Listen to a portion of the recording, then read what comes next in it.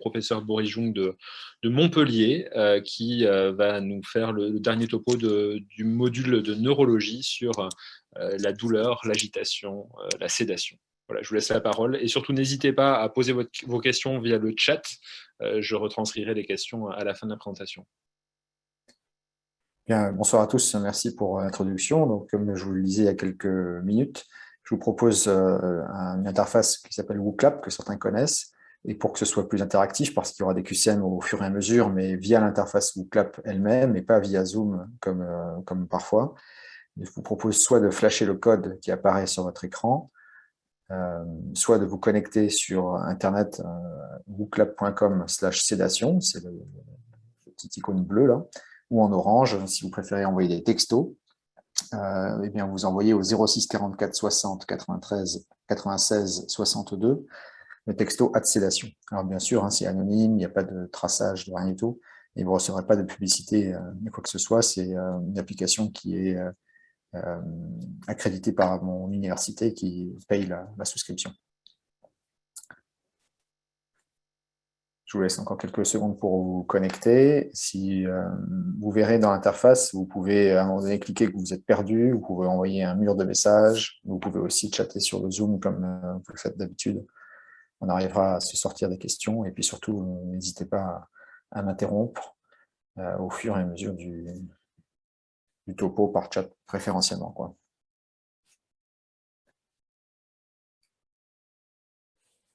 Donc on va commencer par une question simple d'un monsieur de 75 ans qui est hospitalisé en réanimation pour une décompensation de BPCO sur une pneumonie, et après une semaine de ventilation et de sédation profonde RAS -4, -5, il présente un éveil inconfortable et agité, vous explique l'infirmier, et vous vous demandez quoi faire devant ce réveil inconfortable et agité chez un patient intubé.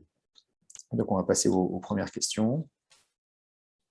Alors, vous êtes toujours sur cette interface. La première question, c'est pour vous familiariser avec l'outil. Je vais vous demander comment vous vous sentez ce soir. Alors, je vous laisse choisir entre les 4 différents items. C'est simplement, bien sûr, pour briser la glace entre nous et pour vous habituer à l'interface. Il y a un compte à rebours, hein, il vous reste 12 secondes pour répondre. Personne n'est ennuyé, tant mieux. La plupart du temps, la plupart d'entre vous ont l'air d'être contents d'être là pour l'instant.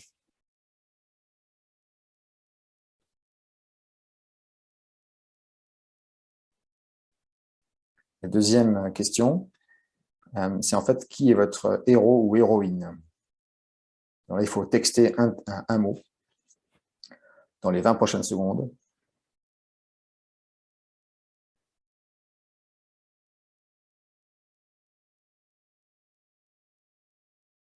Il vous reste 10 secondes.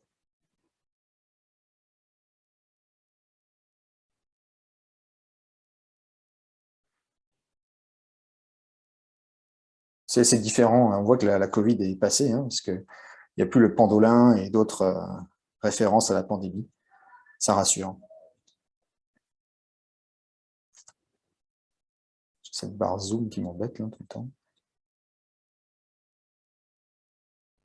La troisième question, c'est comment est-ce que vous allez évaluer la douleur chez ce patient non communicant. Vous avez compris dans le titre du sujet que c'était la première question à se poser, devant un patient en réanimation, qu'il soit communicant ou non communicant et qui paraît inconfortable. Donc, vous allez avoir des outils cliniques, des scores, des échelles, des choses comme ça. Mais là, en particulier, chez le patient non communicant, il y a un outil ou des outils qui sont validés et qui sont présents dans vos réponses. Alors, bravo hein, pour ceux qui ont répondu le BPS. On va voir la présentation tout de suite. Effectivement, la douleur, c'est la première étape à réaliser, l'évaluation de la douleur. Et ce qui est recommandé par les recommandations internationales, c'est bien sûr, de manière routinière, évaluer la douleur chez tous les patients de réanimation, qu'ils soient communicants ou non. Et chez les patients non communicants en particulier, il y a des échelles qui sont proposées. Et une des échelles les plus utilisées dans le monde, c'est le BPS, pour Behavioral Pain Scale, qui est une échelle validée chez le patient non communicant intubé ou non intubé. Chez le patient communicant, ce qui est le plus validé, c'est l'échelle visuelle numérique de la douleur, avec une réglette plutôt horizontale, de 0 à 10, plutôt que verticale. Il y a des études qui ont testé quels étaient les meilleurs outils d'évaluation de la douleur chez le patient communicant, et c'est les échelles visuelles numériques horizontales qui sont le plus validées. Chez le patient non communicant, il y a un score qui s'appelle le BPS, qui prend en compte 3 items: la mimique, la mobilité du membre supérieur et la synchronisation entre le patient et le ventilateur. Comment ça fonctionne? Eh bien, ces 3 items sont cotés de 1 à 4. 1, c'est un patient qui n'a pas mal. 4, c'est un patient qui a très très mal. Et vous voyez qu'on regarde les 3 items, la mimique, entre une mimique détendue, plus ou moins crispée, jusqu'à une crispation extrême qui donne 4 points à droite. Et pour la mobilité des membres supérieurs, un patient qui est relâché, détendu, 1 point dans la colonne du milieu à gauche, jusqu'à une flexion importante du membre supérieur qui va jusqu'à retirer les accès de l'airway ou des accès veineux ou artériels que le patient peut avoir. Et puis pour la synchronisation du patient au ventilateur, eh bien, ce qu'on voit donner 1 point, c'est une synchronisation parfaite entre le patient et la machine, ici un patient en VAC. Et puis au fur et à mesure de la douleur qui progresse, le patient va être asynchrone, va mordre la sonde, va tousser, va ne pas se laisser faire par la machine. Et on a une asynchronie totale lorsque le BPS est à 4 sur le paramètre ventilatoire. Vous voyez qu'on peut coter la douleur entre 3, pas de douleur, jusqu'à 12, une douleur importante chez le patient non communicant. Encore une fois, c'est bien validé sur le plan international, c'est recommandé par les guidelines internationales. Cette échelle elle est également réalisable chez le patient non intubé. Vous voyez, ça a été validé à droite, BPS-NI pour patients non intubés, avec les mêmes symptômes de crispation du visage, de flexion du bras, et cette fois de vocalisation plutôt que de synchronisation patient-machine, entre l'absence totale de son jusqu'à des gémissements plus ou moins prolongés et plus ou moins intenses, jusqu'à des cris. On peut avoir des patients comme ça qui... Je donne toujours le même exemple tous les ans d'une méningite purulente qui s'agite, qui crie, qui a un BPS très élevé, et avec un peu de morphine, une bonne titration en morphine, et bien les symptômes régressent. Elle n'était pas capable de communiquer du fait de sa méningite purulente, mais avec le traitement de la douleur, le BPS-NI et l'agitation qui l'accompagnait se sont corrigés. Alors il y a un étudiant qui est perdu. Alors, ça, non, finalement pas. Okay. Une fois que vous avez évalué la douleur, il faut traiter cette douleur. Alors bien sûr, il faut toujours rechercher la cause de la douleur et un traitement spécifique de cette cause. Et on verra un peu plus tard, c'est un des intérêts de privilégier la sédation légère, c'est d'améliorer la sensibilité de l'examen clinique et la recherche de choses simples, comme un fécalome, un globe urinaire, mais aussi de choses bien plus compliquées, comme une perforation d'ulcère de stomac, ou un infarctus du myocarde, ou une embolie pulmonaire. Tout ça entraîne des symptômes douloureux qu'on peut plus facilement dépister lorsque les patients sont peu ou pas sédatés. En dehors du traitement spécifique de la douleur, qui est toujours bien sûr prioritaire, il faut traiter les symptômes de la douleur. Il n'y a aucun intérêt à laisser le patient être douloureux.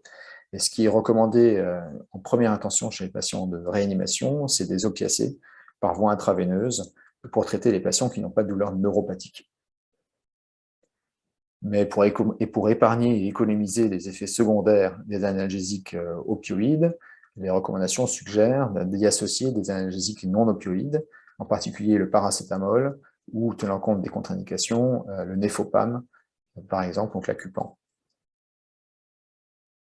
Alors là, c'est simplement des recettes, mais dans la phase socle, ce qui est important, c'est aussi d'avoir des schémas clairs. Alors bien sûr, vous avez déjà 1 an de recul, donc vous avez forcément fait un semestre de réanimation et un semestre d'anesthésie, et donc vous avez déjà ce recul, mais ce sont les recettes que l'on donne dans notre service qui sont en lien avec les guidelines, de donner du paracétamol jusqu'à 1 gramme x 4 par jour maximum, en réanimation, d'éviter vraiment les anti-inflammatoires non stéroïdiens. Alors, on met 1 fois par semestre par interne parce qu'on a un recrutement qui comprend des patients grands brûlés et qui sont un peu particuliers, qui réagissent bien aux anti-inflammatoires non stéroïdiens.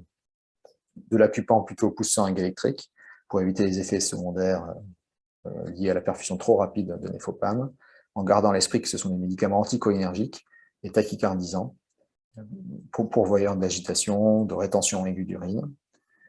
Le contramal, plutôt en poussant électrique également, entre 200 et 600 mg par 24 heures. Il faut savoir qu'il n'est pas recommandé de les associer avec des analgésiques morphiniques parce qu'il y a un effet synergique des effets secondaires et une accumulation qui va être synergique.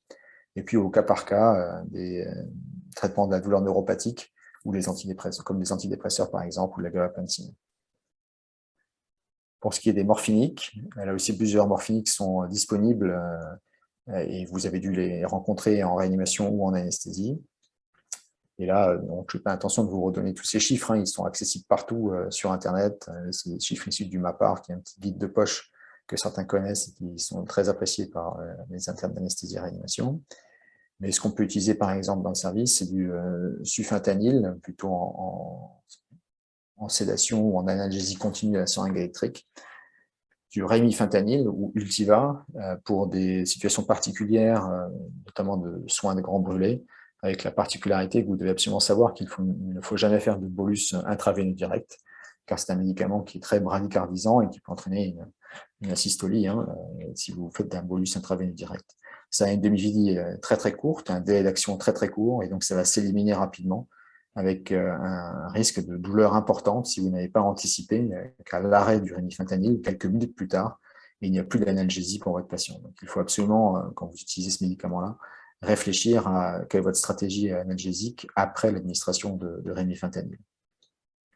Et enfin, l'alfentanil, qui a des particularités intéressantes en soins critiques, c'est qu'il a un délai d'action très rapide, quelques dizaines de secondes, un pic d'action très précoce, mais une durée très courte. Et donc, ça en fait un morphinique intéressant pour des soins douloureux, comme la pose d'un drainage thoracique ou d'une biopsie ostéomédulaire, ou même d'une intubation éventuellement, ou d'une trachéotomie percutanée. Et ça a cette vertu-là d'être éliminé rapidement. Et donc, pour des patients qui ont besoin d'un geste douloureux de courte durée, eh bien c'est un médicament qui est une bonne alternative. Tout ça pour vous dire qu'il faut, à mon avis, savoir maîtriser plusieurs morphiniques, connaître les indications des uns et des autres, les contre-indications et les précautions d'emploi des uns et des autres, parce qu'un seul morphinique ne suffit probablement pas pour faire tout ce qu'on a besoin de faire en soins critiques. On peut très bien faire de la morphine en PCA, alors ça vous avez dû le voir également. Il est rare en réanimation qu'on propose des doses continues au pouce seringue électrique parce que c'est associé à des effets secondaires d'accumulation et d'overdose possibles, sauf exception. On proposera des bolus en général de 1 à 1,5 mg avec des périodes réfractaires intervallaires de 7 à 10 minutes, plus ou moins des doses maximales par 4 heures. C'est débattu à partir du moment où vous mettez une période réfractaire un peu stricte. Il n'y a pas vraiment de risque de surdosage par 4 heures. Et puis après, les recettes locales, là, je ne vais pas trop me rentrer là-dedans parce que c'est très local dépendant, quoi, très centre dépendant. On peut ajouter des adjuvants comme la kétamine ou des neuroleptiques pour limiter les effets secondaires et potentialiser l'effet analgésique.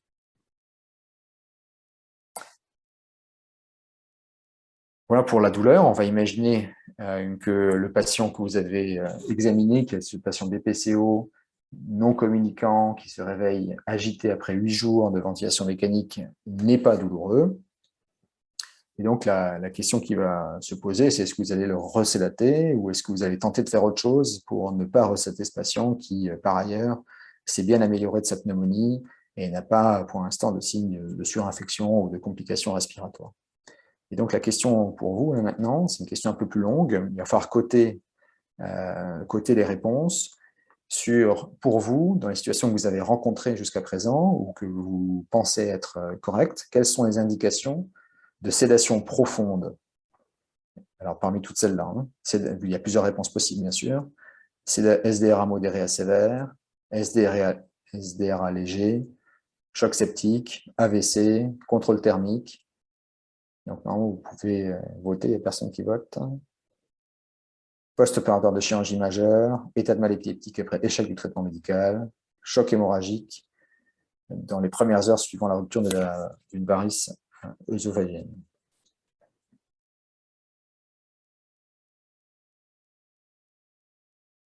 Je vous laisse réfléchir.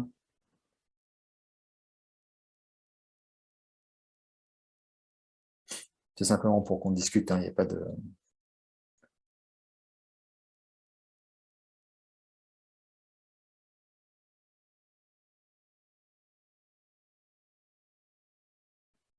Encore une fois, vous pouvez coter plusieurs réponses.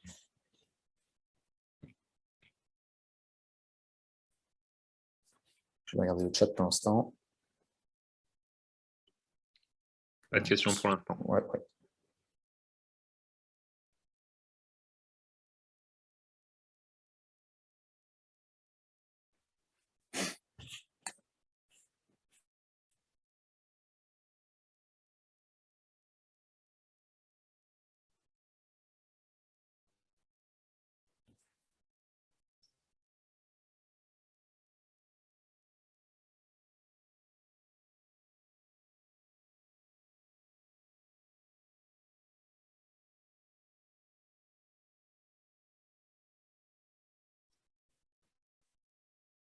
Alors, la majorité d'entre vous ont choisi le contrôle thermique post-arrêt cardiaque, le SDRA modéré à sévère, l'échec du traitement antiépileptique d'un état de mal épileptique.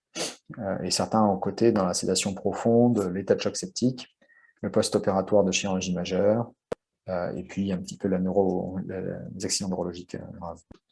On va voir un petit peu ce que proposent les recos. Alors déjà, il faut discuter ce qui est la sédation profonde et la sédation légère. La sédation profonde, il y a plusieurs échelles qui existent, mais une des échelles les plus utilisées, c'est le score de RAS, de Richmond, qui est coté de -5 à +4. Alors pour ceux qui ne sont pas familiers avec ça, parce qu'il y a des services qui utilisent d'autres échelles ou qui n'utilisent peut-être pas d'échelle, je vous le rappelle, je me permets de vous le rappeler. 0, c'est un patient comme vous et moi, réveillé et calme. Et puis au fur et à mesure où on descend dans le négatif, le patient est de moins en moins vigilant. Et on part de -5 chez un patient donc non stimulable. Alors c'est une stimulation non nociceptive, hein, ce n'est pas un score de Glasgow, on ne fait pas de stimulation nociceptive au patient. Donc RAS-5 non stimulable. RAS-4, c'est une sédation profonde. Il y a des mouvements ou des ouvertures des yeux à la stimulation physique. RAS-3, c'est une sédation modérée. Il y a une ouverture des yeux, mais il n'y a vraiment pas de contact avec le clinicien, l'infirmier ou le médecin. Sédation -2, RAS -2, c'est une sédation légère avec une ouverture brève des yeux et un contact, mais très faible. RAS-1, c'est un patient somnolent qui s'éveille et qui maintient son éveil à la voix. Et donc, patient +1, c'est un patient un peu anxieux qui bouge dans le lit, mais sans plus. Et donc, la sédation légère, elle est cotée actuellement entre RAS-2 et RAS+1. En dessous, RAS-3, RAS-4, RAS-5, c'est de la sédation profonde. Au-delà, RAS+2 à RAS+4, c'est des patients qui s'agitent on peut, par exemple, dans certains services où il y a des protocoles sur la sédation, proposer aux infirmières que pour un patient qui est à RAS+3 ou RAS+4, donc qui se met en danger, c'est de réaliser, chez un patient intubé par exemple, des bolus de sédation, puis d'appeler l'interne ou le médecin, évitant ainsi l'ablation de dispositifs invasifs. Les indications de sédation profonde qui sont consensuelles, c'est essentiellement des indications ventilatoires, de SDRA plutôt modéré à sévère, et des équivalents, hein, c'est-à-dire des compensations respiratoires de maladies, par exemple fibrosantes ou de patients difficiles à ventiler, comme par exemple des bronchospasmes sévères, que ce soit au cours de l'asthme ou au cours de la BPCO. Donc des indications ventilatoires où vraiment on a le sentiment qu'on ne peut pas ventiler, oxygéner et décarboxyler le patient sans avoir une sédation profonde. Les indications neurologiques, donc c'est l'hypertension intracrânienne, c'est pour ça que l'AVC, c'était pas faux hein, du tout, et l'état de mal épileptique, lorsque bien sûr on a déroulé l'algorithme et qu'il y a un échec des traitements antiépileptiques initiaux, une chirurgie ou une procédure qui nécessite une anesthésie générale en réanimation, une endoscopie digestive en période hémorragique par exemple, ça va nécessiter une sédation profonde puisque de toute façon vous allez faire un geste, ou la reprise chirurgicale d'un patient en urgence, bien sûr, on ne va pas réveiller le patient juste avant de l'emmener au bloc opératoire.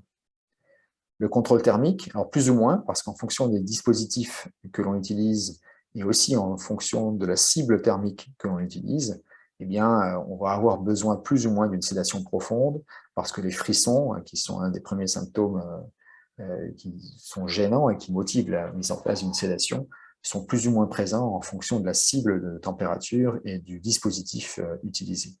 Ce qui est, par exemple, rapporté, c'est que des dispositifs internes sont associés à moins de frissons que les dispositifs externes de type couverture réfrigérante. L'état de choc, alors là aussi c'est un concept classique de dire que l'on va diminuer la VO2 dans les états de choc avec une sédation, mais là l'objectif ce sera rarement une sédation profonde, mais plutôt une sédation légère pour effectivement diminuer la VO2, laisser le patient entre guillemets au repos, limiter l'agitation, mais ce n'est pas une obligation de sédater profondément tous les états de choc et de sédater tout court tous les états de choc. Vous avez probablement dû voir des patients sous vasopresseur, hyperlactatémiques, qui ne sont pas pour autant sédatés. Et puis bien sûr, l'agitation dangereuse avec un diagnostic étiologique concomitant, ça peut nécessiter une sédation profonde, le temps justement de comprendre ce qui se passe parce que le patient se met en danger lui-même.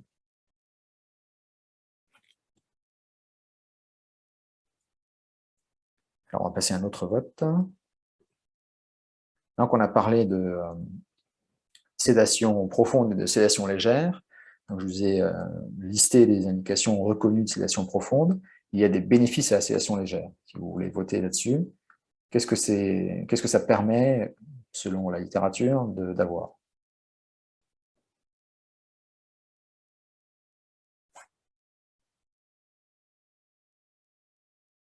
Je vous laisse un peu plus de temps. Diminution de la durée de ventilation, de séjour, de la mortalité, plus de mobilisation des patients, plus d'auto-extubation.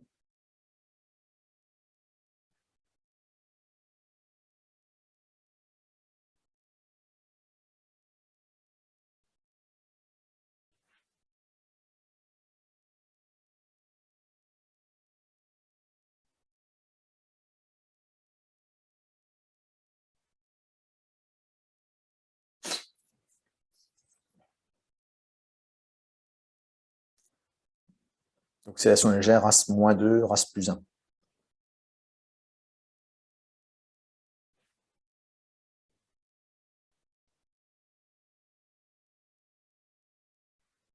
On va le faire comme ça. Je ne sais pas si c'est mieux. Ouais, c'est comme ça. Donc pour vous, essentiellement, la sédation légère, c'est associé à une diminution de la durée de séjour et de la durée de ventilation mécanique, pas vraiment sur la mortalité. Ça permet d'augmenter la dose de mobilisation et de rééducation en réanimation, et c'est associé à une augmentation des auto-extubations. Alors si on regarde, alors bien sûr, hein, il y a des études qui montrent certains des items, d'autres qui montrent d'autres items, et la difficulté des guidelines, c'est d'essayer de regrouper tout ça et d'en tirer une conclusion unique. Vous connaissez la limite de ces conclusions, c'est que ça poule les études existantes et on essaye d'en tirer une synthèse avec des odds ratios statistiques, quoi. Et donc, ce qui a été montré quand on poule les études de sédation légère et l'association profonde, c'est que globalement, on diminue la durée de ventilation mécanique et on diminue le recours à la trachéotomie. On n'a pas réussi à montrer d'impact sur les autres items, ce qui ne veut pas dire que ça puisse être bénéfique. Et encore une fois, il faut bien comprendre la limite de tout ça, c'est qu'on poule les études existantes. Alors, de quoi ça... Quel est le niveau de preuve de tout ça, hein? Je vous montre une vieille étude, mais qui est une étude pivot sur le sujet, qui est une étude d'il y a plus de 20 ans maintenant, réalisée aux États-Unis par une grande équipe à Chicago, et qui montrait que lorsque l'on faisait une interruption quotidienne de la sédation en réanimation, eh bien, on diminuait le nombre de jours de ventilation mécanique par rapport à une stratégie usuelle où eh bien, les soignants faisaient comme ils le sentaient, quoi, comme ils le souhaitaient, avec la sédation, on baisse un peu, on arrête, on ne sait pas très bien. Là, ils avaient mis des critères préalables et un arrêt systématique quotidien, une fenêtre de sédation quotidienne. Ça montrait à l'époque un bénéfice sur la durée de ventilation mécanique.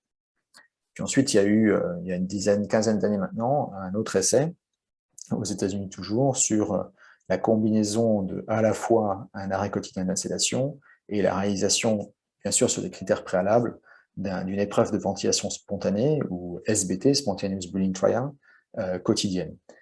Où on combinait ça, hein, on a des critères préalables au réveil, des critères préalables à l'épreuve de ventilation spontanée, comme une checklist, et ces patients sont randomisés, soit on fait comme d'habitude, soit on le rentre dans cette checklist. Et ce que les auteurs montraient, c'était un bénéfice qui persistait à distance de la réanimation jusqu'à 1 an après la réanimation. Alors, ce qu'on sait, hein, et on l'a encore bien vu avec la Covid, qui est quand même une pathologie particulière et particulièrement sévère quand les patients sont intubés en réanimation, c'est que beaucoup de patients en réanimation sont sédatés profondément, du moins au début du séjour. Vous voyez, ces histogrammes, hein, c'est une étude observationnelle, et ces histogrammes montrent en noir que la sédation profonde est majoritaire chez les patients qui sont admis en réanimation au début du séjour. Vous voyez, il y a beaucoup de noir, il y a très peu de gris. Et au fur et à mesure des jours qui passent, il y a de moins en moins de proportions de patients lourdement sédatés. Une des questions, c'est est-ce que vraiment tous ces patients à la phase initiale ont besoin d'une sédation profonde, ou est-ce que dès le départ, dès J1 par exemple, un certain nombre de ces patients pourraient être rétrogradés et passer en sédation légère plus vite. Ce que ces auteurs montraient, ces auteurs australiens, ils montraient, c'est une analyse observationnelle, hein, que lorsque les patients étaient initialement sédatés profondément, eh bien, ils mettaient plus de temps à être extubés et avaient une survie moindre. Alors bien sûr, ça c'est une analyse de Kaplan-Meier, donc les patients ne sont pas tous de la même gravité, mais quand ils faisaient une analyse multivariée, ils retrouvaient comme facteur de risque de mortalité la sédation profonde initiale après ajustement sur les critères de sévérité des patients. La sédation légère, elle est faisable chez beaucoup de patients, hein. Il y a des Scandinaves, par exemple, qui ont tenté de faire des stratégies de no sedation en réanimation et de ne faire de la sédation en bolus qu'à la demande en cas d'agitation. Et vous voyez dans cette comparaison, vous avez en rouge des patients qui n'étaient pas du tout sédatés de manière systématique et qui bénéficiaient de traitements à la demande en cas d'agitation, qui étaient globalement maintenus aux alentours de RASS-1, contre des patients qui étaient sédatés usuellement avec un RASS médian entre -2 et -3. Une des particularités, c'est qu'il y avait essentiellement des patients médicaux, dont presque la moitié avaient une atteinte respiratoire infectieuse. Mais une des particularités surtout, qui est un peu différente de notre environnement français, c'est que le ratio entre les patients et les infirmières était de 1 pour 1. C'est-à-dire qu'on peut imaginer que l'infirmière, qui n'a qu'un seul patient à s'occuper, peut être extrêmement réactive en cas d'agitation, ce qui est moins facile dans notre pays.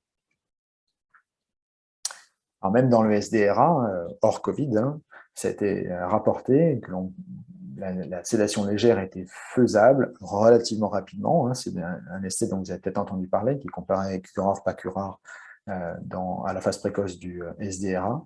Et l'intérêt de cette étude dans le topo de ce soir, c'est de montrer que dans le groupe intervention, il y avait un nombre important de patients qui étaient sédatés légèrement des J1 des patients, alors que c'était des SDRA modérés à sévères. C'est-à-dire que le dogme de tous les sédater profondément à la phase initiale, eh bien, il peut être remis en cause et certains patients qui peuvent être sédatés légèrement, c'est faisable chez certains.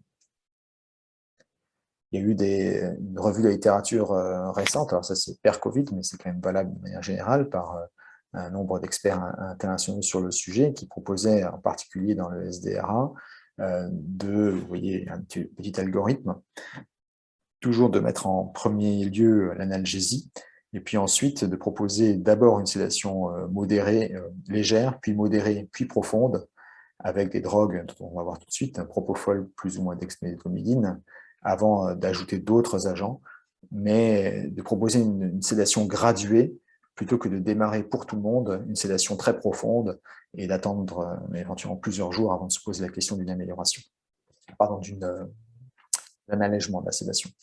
Donc ça, c'est pas des recommandations, hein, mais c'est un avis d'experts. Il y a plusieurs auteurs de par le monde, dont des Français, qui ont proposé cet algorithme associé bien sûr à une ventilation protectrice. C'est pas le sujet du jour, mais tout ça, c'est faisable que si la ventilation est protectrice. Alors là, une petite question. Certains d'entre vous ont dû voir dans leur service des protocoles de sédation où on prescrit une cible et c'est l'infirmière qui ajuste la sédation. Je vais juste redémarrer le compteur là, pour que vous puissiez voter. Et donc la question, c'est est-ce que si vous déléguez la gestion du protocole de sédation aux infirmières, ça va permettre d'améliorer le pronostic des patients. Pronostic, vous mettez ce que vous voulez, durée de ventilation, durée de séjour, décès. L'un des items quand même assez durs d'amélioration du pronostic. Vous savez qu'on peut déléguer plein de choses aux infirmières, hein, sur des protocoles, la glycémie, les vasopresseurs, l'oxygène, le résidu gastrique, pour ceux qui le font. Donc là, la question, c'est là. Alors, je sais que vous êtes une vingtaine. Si je vous laisse un peu plus de temps pour que plus d'entre vous participent au sondage.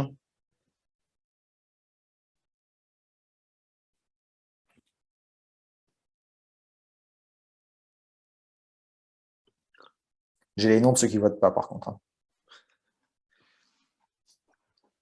Donc c'est facile, vous connectez sur wooclap.com et vous tapez le mot sédation en majuscule et vous pouvez vous connecter très rapidement et voter.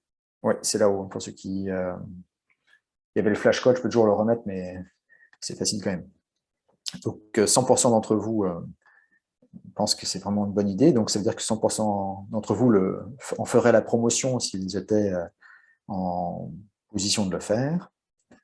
Donc on va voir ce que disent les études très rapidement. Il y a des vieilles études il y a une quinzaine d'années qui montraient qu'effectivement, si on déléguait la sédation aux infirmières, eh bien on accélérait l'extubation. C'est en général des études monocentriques, souvent avant-après, c'est rarement randomisé. Parfois, je ne vous détaille pas tout ça, mais il y a des schémas un peu complexes, vous voyez, avec des chemins qu'il faut suivre. La compliance au protocole nécessite une implication forte de toute l'équipe paramédicale et médicale. C'est parfois facilité, comme dans cette étude-là, par un environnement très dense et riche en soignants, avec notamment des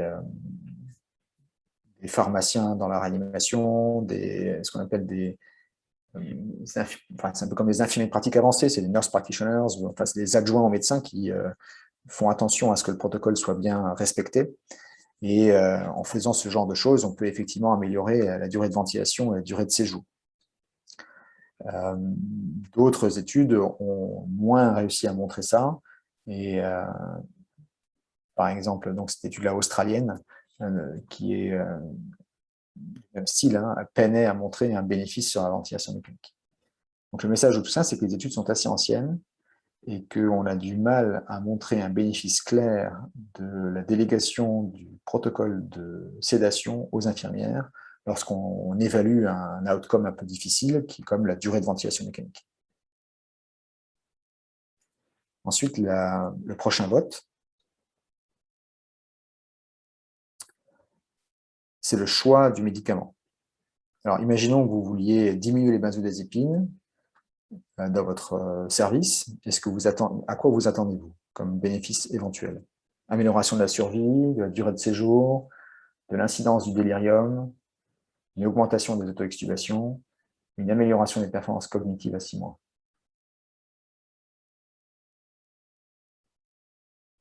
Donc le midazolam, en France, c'est le médicament sédatif de type benzodiazépine le plus utilisé.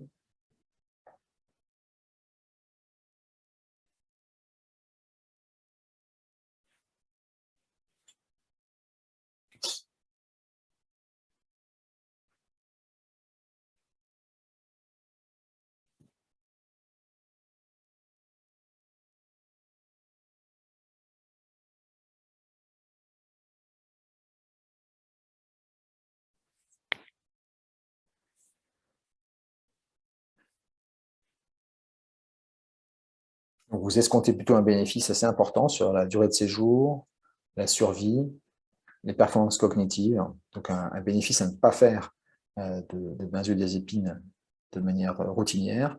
Alors les recommandations, elles suggèrent effectivement, elles suggèrent, mais qu'il faut éviter les benzodiazépines et qu'il vaut mieux utiliser d'autres médicaments sédatifs, en particulier le propofol ou la dexmédetomidine, parce que ça améliore l'outcome des patients. Et quand on regarde dans les guidelines 2018, qui résument un peu la situation, lorsqu'on poule les études qui épargnent les benzodiazépines en les comparant à des stratégies qui utilisent les benzodiazépines, ce qu'on espère, c'est effectivement diminuer la durée de ventilation mécanique, diminuer la durée de séjour en réanimation, d'avoir moins de délirium, moins de confusion mentale, et par contre un peu plus d'extubation accidentelle, parce qu'il y a un peu plus de sédation légère en fait, et souvent un peu plus de sédation contrôlée lorsqu'on n'utilise pas de benzodiazépine, du moins dans les services tout venant qui sont pas forcément dédiés à un objectif sur la sédation. Alors tout ça, c'est est toujours un peu hétérogène, hein, et c'est quand on poule les études entre elles qu'on trouve des bénéfices en faveur de l'épargne des benzodiazépines. Mais c'est effectivement aujourd'hui non recommandé d'avoir les benzodiazépines intraveineuses à la seringue électrique comme sédation de première ligne dans les recommandations internationales. Il y a eu plusieurs modèles hein, qui montrent ça, et en particulier sur la survenue d'un délirium en réanimation, vous voyez qu'il y a une augmentation du risque de survenue du délirium au fur et à mesure des doses cumulées de midazolam. Ce que retrouvaient également des études plus anciennes, c'est ce qu'on a peut-être vu tous avec la Covid, où il y a eu peut-être une augmentation de la consommation de benzodiazépines pour des sédations profondes prolongées. C'est des retards de réveil. Hein. Dans les études assez anciennes, quand on comparait les patients qui avaient des benzodiazépines et ceux qui n'en avaient pas, il y avait plus de retards de réveil et notamment plus d'exploration, de type scanner, électroencéphalogramme, ponction lombaire, devant des retards de réveil qui finalement étaient liés à l'utilisation excessive de benzodiazépines. Il reste bien sûr une place pour les benzodiazépines en réanimation, et c'est un bon médicament amnésiant, c'est un bon traitement anticonvulsivant. Et ça j'insiste là-dessus, c'est une drogue de première intention dans les syndromes de sevrage en alcool. C'est proposé dans les agitations difficiles, quoi, en soins palliatifs, on n'est plus dans le même registre, et dans des agressions cérébrales aiguës où on veut justement diminuer la consommation d'oxygène, être anticonvulsivant, où ça peut être bien sûr utilisé. Je ne sais pas qu'il faut bannir les benzodiazépines en règle. Alors là aussi, je ne vais pas vous détailler tout ça, hein, c'est dans tous les livres, dans tous les sites internet, mais il faut savoir que les benzodiazépines, le midazolam, ça va s'accumuler, en particulier chez le patient obèse, chez le patient insuffisant rénal, chez le patient insuffisant hépatique. Que le propofol, lui aussi, va s'accumuler, et qu'il y a des effets secondaires qu'on va voir qui sont spécifiques, le PRIS, on va détailler tout de suite, et puis la dexmédetomidine, on va en reparler tout de suite. Je vais juste si j'ai... Le propofol, il faut que je vous parle d'un effet secondaire rare, mais potentiellement mortel, qui est le propofol Related Infusion Syndrome, ou PRIS. Eh bien, c'est usuellement statistiquement associé à des doses importantes, supérieures à 4 ou 5 mg kHz pendant plus de 48 heures. Ça a été décrit essentiellement plus fréquemment chez l'enfant que chez l'adulte. Et la physiopathologie est un peu incertaine, mais ressemblerait à une mitochondriopathie aiguë, expliquant le tableau clinique. Le tableau clinique, il est d'un état de choc avec une acidose lactique, une atteinte musculaire, hépatique, rénale, un choc qui est plutôt cardiogénique, hein, et si le traitement n'est pas arrêté, si le propofol n'est pas arrêté, eh bien tout ça peut être létal.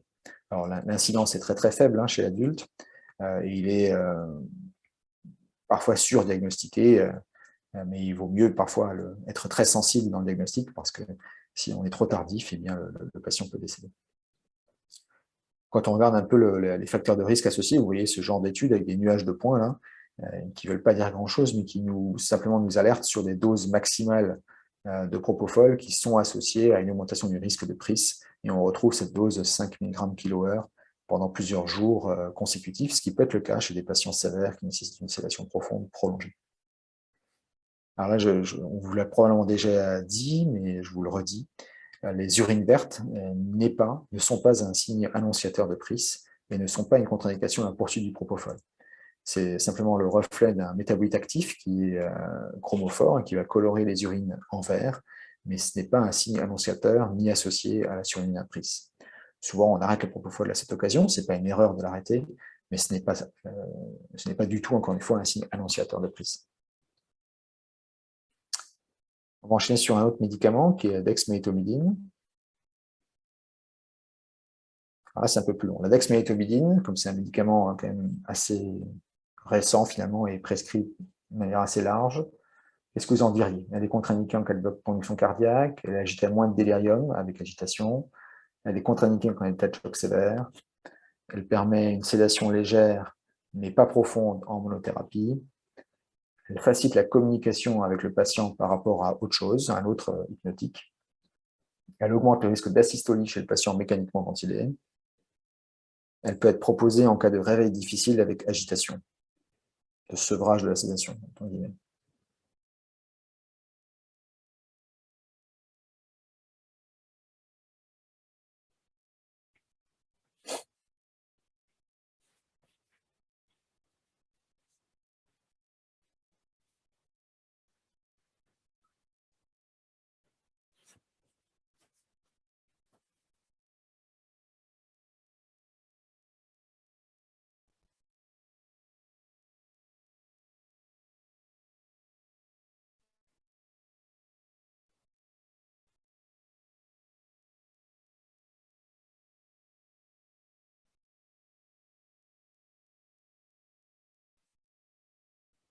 Il vous reste encore 30 secondes à peu près.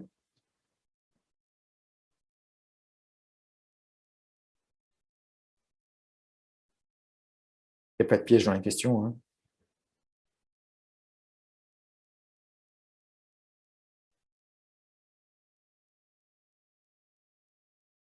Ouais, ça ne bouge plus. Donc la plupart, si je regarde les cotes, là, proposerait le dexmédetomidine en sevrage de la sédation chez un patient qui se réveille difficilement avec agitation. Elle est contre-indiquée pour vous en cas de bloc de conduction intracardiaque, c'est vrai. Elle est associée à moins de délirium avec agitation, c'est vrai aussi. Elle facilite la communication avec le patient par rapport aux autres hypnotiques, c'est vrai également. Elle est contre-indiquée en cas d'état de choc sévère, c'est vrai. Elle permet une sédation légère mais pas profonde en monothérapie, c'est vrai également. Le réveil difficile, oui. Et elle augmente la systolie chez le patient ventilé mécaniquement. On va voir qu'il y a une étude qui montre effectivement que statistiquement, en traitement très large, hein, dans un essai randomisé et contrôlé avec beaucoup de patients, et bien, il y avait plus d'asystolie. Donc ça vous encourage encore à vraiment être quand même prudent sur ce médicament, mais toutes les réponses étaient vraies. Je vous rappelle que c'est un médicament qui est sédatif, qui est co-analgésique, qui est un alpha-2 central agoniste, qui est peu dépresseur respiratoire, ce qui fait que ça peut se faire en ventilation spontanée. On peut extuber des patients sous dexmédetomidine à faible dose, hein, entre 0,3 jusqu'à 1 gamma kilo/heure. Mais par contre, il faut penser qu'il y a une perte du contrôle de la déglutition et du contrôle des voies aériennes supérieures. Donc, on ne va pas non plus donner à manger chez un patient fraîchement extubé sous dexmédetomidine.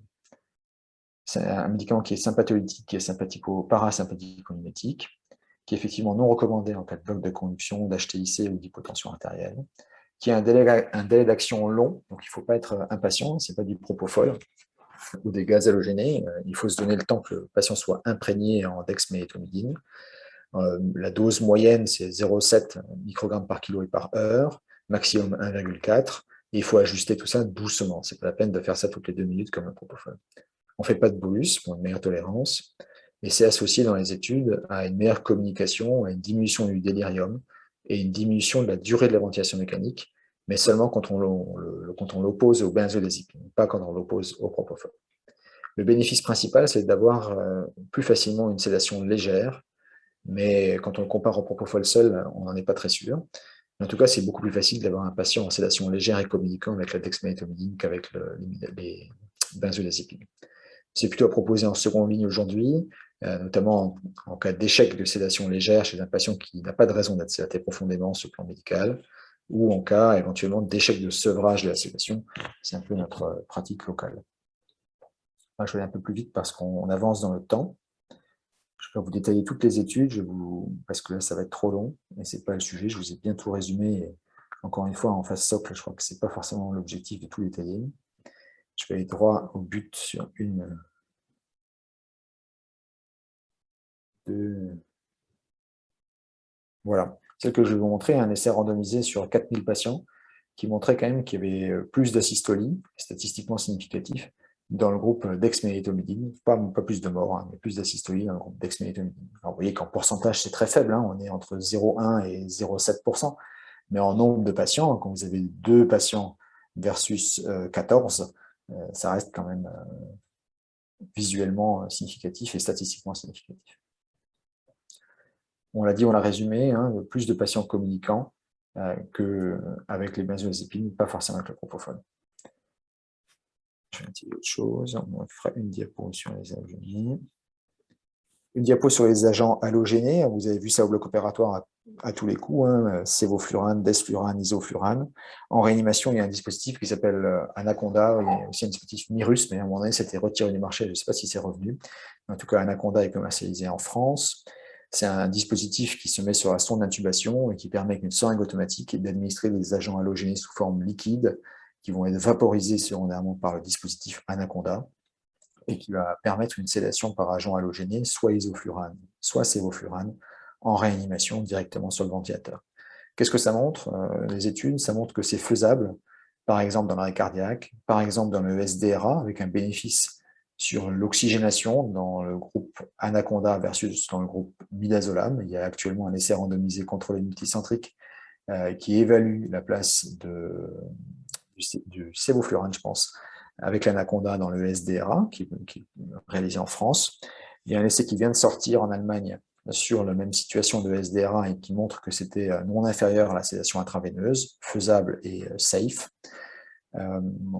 Ça a été également utilisé en post-arrêt cardiaque, notamment en combinaison avec le rémifentanil ou l'Ultiva, pour avoir des évaluations neurologiques plus rapides qu'avec une sédation intraveineuse. Et ça a été assez peu utilisé en sédation prolongée, à ma connaissance, dans 2 ou 3 études qui l'ont utilisé plus de 5 à 6 jours, pour l'instant en réanimation.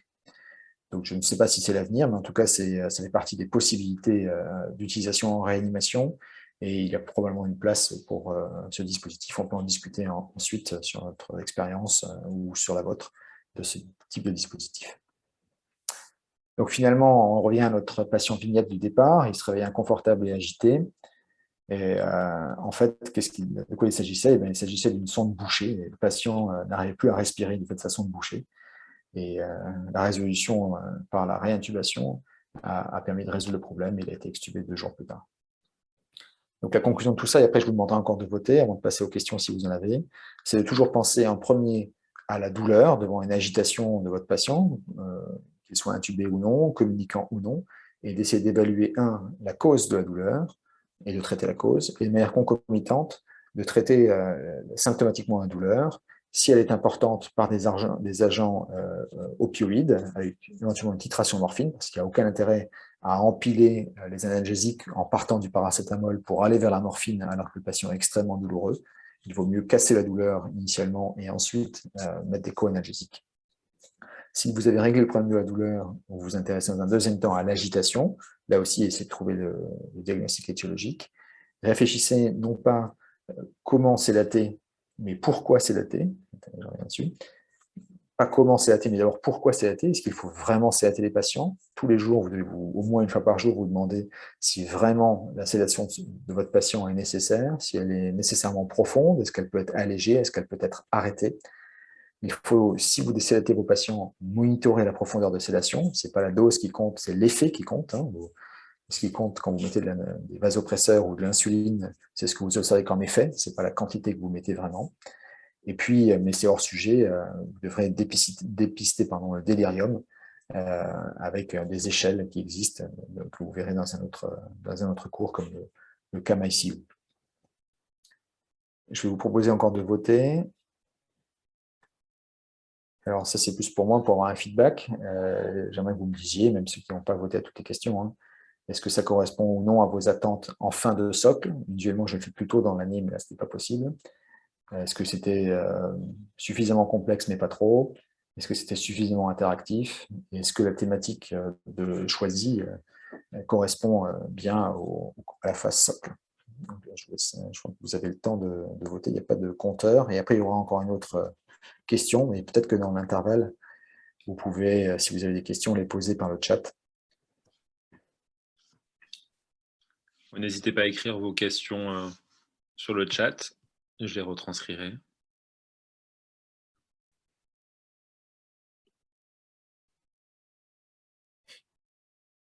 Donc là, ça ne bouge plus trop. Peu de gens ont voté, je pense. Je pense que vous êtes tous partis, vous avez laissé l'ordinateur tourner.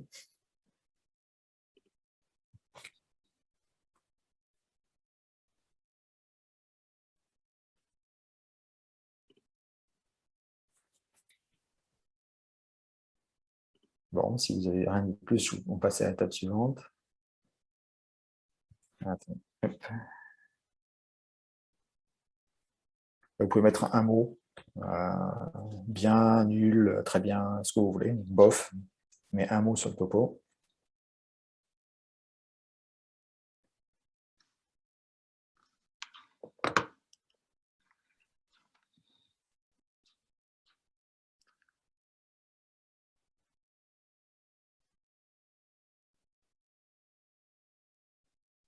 Ça fait plus d'un mot.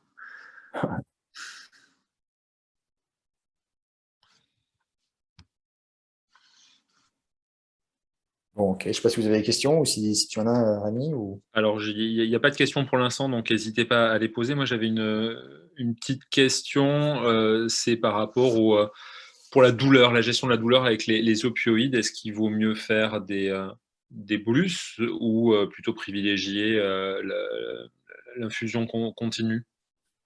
Oui, c'est une bonne question, très pratique. Je pense que ça dépend un peu de la situation. Si la douleur est aiguë, brutale, le bolus titré devrait permettre de résoudre la douleur aiguë, et dans un deuxième temps, on va mettre un entretien en fonction de la cause, quoi. Bien sûr, imaginons que ce soit un patient post-opératoire ou un patient qui ait je sais pas quoi, un escarre sacré ou quelque chose qui soit générateur de douleurs persistantes. Il faudra dans un premier temps faire des bolus pour diminuer le score de douleur, et dans un deuxième temps entretenir l'analgésie en combinant des opioïdes et des non-opioïdes pour que la douleur ne revienne pas. Et puis il y a des situations très fréquentes en réanimation et extrêmement douloureuses et qui ne sont pas toujours bien gérées, et dans mon service non plus. Ce sont des douleurs aux soins, donc vous savez, le nursing du matin, l'aspiration trachéale, la toilette chez le patient intubé, sédaté légèrement. Mais bien parfois, ou souvent, en fonction des situations, les patients vivent mal cet épisode, et on ne prend pas toujours en compte, ou ne prend pas assez en compte la douleur qu'on appelle procédurale lors des soins du matin ou du nursing de l'après-midi, quoi. Merci. Autre question, c'est chez les patients qui vont être difficiles, qui ont une indication à être sédatés profondément. Euh, Quand vous en sortez pas avec le propofol, qu'est-ce que vous faites? Est-ce que vous rajoutez une benzodiazépine? Est-ce que vous remplacez par une benzodiazépine? Est-ce que vous passez à un gaz? Mm. Alors je dirais que dans le service, il y a plusieurs attitudes. L'attitude la plus fréquente, ce serait d'ajouter des benzodiazépines au propofol. Le propofol, ce serait la première ligne, et d'ajouter des benzodiazépines en deuxième intention, mais en plus, à des doses les plus faibles possibles, en commençant à 1 mg/h, 2 mg/h, mais pas à des doses très importantes. Et puis, parfois, on switch vers des gaz, mais dans ce cas-là, on n'empile pas propofol et agent halogénique, parce que les deux ensemble sont profondément hypotensieux. Merci beaucoup. Écoutez, il n'y a pas d'autres questions. Je vous propose qu'on s'arrête là. Merci beaucoup pour votre présentation. Merci à toutes et à tous pour votre participation. Et puis, je vous dis à très bientôt. Je vous souhaite une bonne soirée. Merci, au revoir. Au revoir.